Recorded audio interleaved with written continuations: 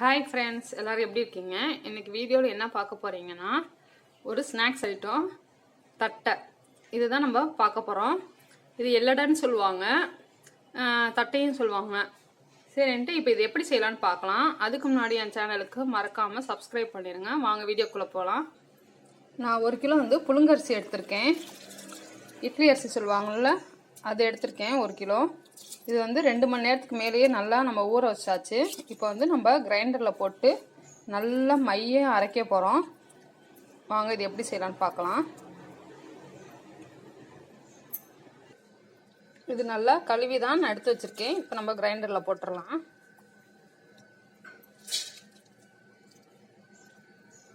கொஞ்சமாக தண்ணி ஊற்றி நல்லா கெட்டியமாக அரைக்கணும். இப்போ மாவு நல்லா அரையிருக்கும். நம்ம அதுக்குள்ளேயும் மீதி பொருள்லாம் நம்ம எடுத்து வச்சிடலாம். நெக்ஸ்ட்டு நான் 200 கிராம் பொட்டுக்கடலையை நல்லா பவுட்ரு பண்ணி வச்சுருக்கேன். நல்லா நம்மளுக்கு இந்த மாதிரி நல்லா பவுட்ரு பண்ணி ரெடி பண்ணி வச்சுக்கணும். அடுத்தது நான் கடலைப்பருப்பு ஒரு 50 எடுத்திருக்கேன், 50 கிராமு. இதை 1 மணி நேரம் தண்ணியில் நல்லா ஊற வைக்கணும். அடுத்தது உங்களுக்கு காரத்துக்கு தகுந்தாப்புல ஒரு காஞ்ச மிளகாய் எடுத்துக்கோங்க. அதையும் நான் ஒரு 6-7 எடுத்திருக்கேன். அதையும் நல்லா தண்ணியில் நான் ஊற வச்சுருக்கேன். இது நம்ம மிக்சியில் சேர்த்து நல்லா அரைக்க போகிறோம். இதோட சேர்த்து நம்ம பூண்டு சேர்க்க போகிறோம். ஒரே ஒரு பெரிய பூண்டு மட்டும் எடுத்திருக்கேன், ஒரு 5-6 பல்லு இருக்கும். அதை நம்ம சேர்த்து மிளகாவோட சேர்த்து நம்ம அரைக்க போகிறோம். அடுத்தது ஜீரகம், எள்ளு, பெருங்காயத்தூள், அடுத்தது வெண்ணெய் ஒரு 50 சேர்த்தா போதும். அடுத்தது கருவேப்பிலை இந்த மாதிரி கட் பண்ணி வச்சுருக்கோம். அடுத்தது உப்பு. இதுக்கு இதுதான் தேவையான பொருள்.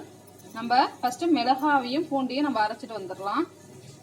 ஃப்ரெண்ட்ஸ், இப்போ மாவு நல்லா அரைச்சாச்சு. இங்கே பாருங்கள், நல்லா நைஸாக அரைச்சிருக்கோம். இந்த மாதிரி தான் அரைச்சி ரெடி பண்ணிக்கணும்.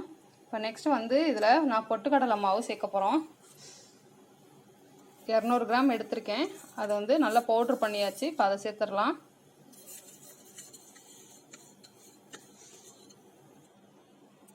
இப்போ மிளகாவும் நான் பூண்டு அரைச்சி வச்சுருக்கேன், அதையும் சேர்த்துக்கிறேன். இப்போ ஊற வச்ச கடலைப்பருப்பு அதையும் நான் சேர்க்குறேன். நல்லா 1 ஹவருக்கு ஊறணும். அடுத்தது பெருங்காயத்தூள்.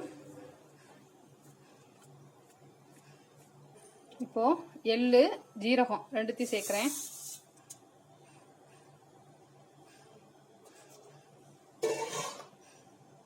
அடுத்தது கொஞ்சம் கருவேப்பிலை சேர்த்துக்கிறேன். உப்பு சேர்க்குறோம். கருவேப்பிலை பொடி பொடியாக கட் பண்ணியிருக்கோம். அடுத்தது கொஞ்சம் வெண்ணெய் ஒரு 50 சேர்த்துக்கோங்க.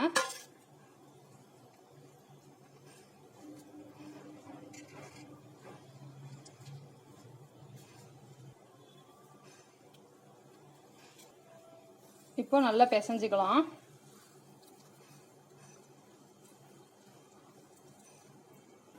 ஃப்ரெண்ட்ஸ், இப்போ பாருங்கள், நல்ல மாவு பிசைஞ்சாச்சு.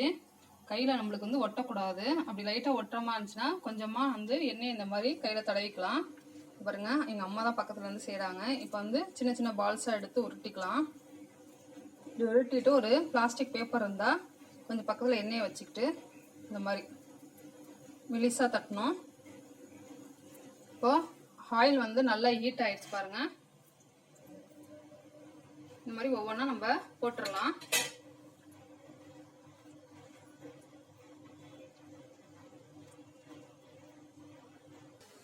ஃப்ரெண்ட்ஸ், இந்த மாதிரி ஒரு பிளாஸ்டிக் கவரில் இந்த மாதிரி தட்டிக்கிட்டு இந்த பாருங்கள், நான் இந்த மாதிரி எடுத்து போட்டிருக்கேன். இன்னொன்று காமிக்கிறேன் பாருங்கள். நல்லா வேகணும்.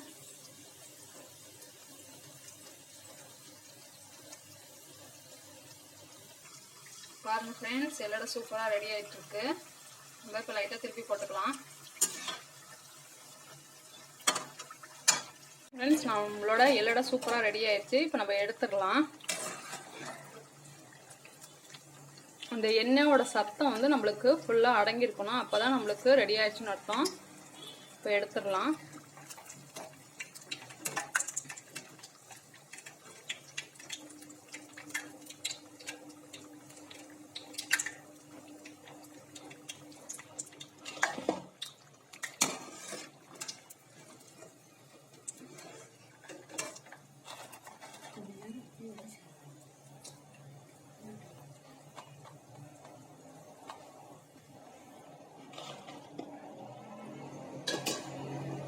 மீத மாவெல்லாம் நம்ம போட்டுடலாம்.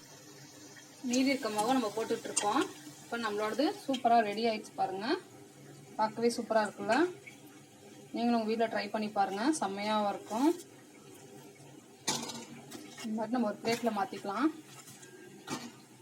நம்ம தீபாவளிக்காக செஞ்ச பலகாரத்தில் இது ஒன்று. அவ்வளோதான் ஃப்ரெண்ட்ஸ், இதோட சூப்பராக ரெடி ஆயிடுச்சு. நீங்களும் உங்கள் வீட்டில் ட்ரை பண்ணி பாருங்கள். பிடிச்சிருந்துச்சுன்னா லைக் பண்ணுங்கள், ஷேர் பண்ணுங்கள், கமெண்ட் பண்ணுங்கள். மறக்காமல் என் சேனலுக்கு சப்ஸ்கிரைப் பண்ணுங்கள். ஓகே பாய், நம்ம நெக்ஸ்ட் வீடியோவில் பார்க்கலாம்.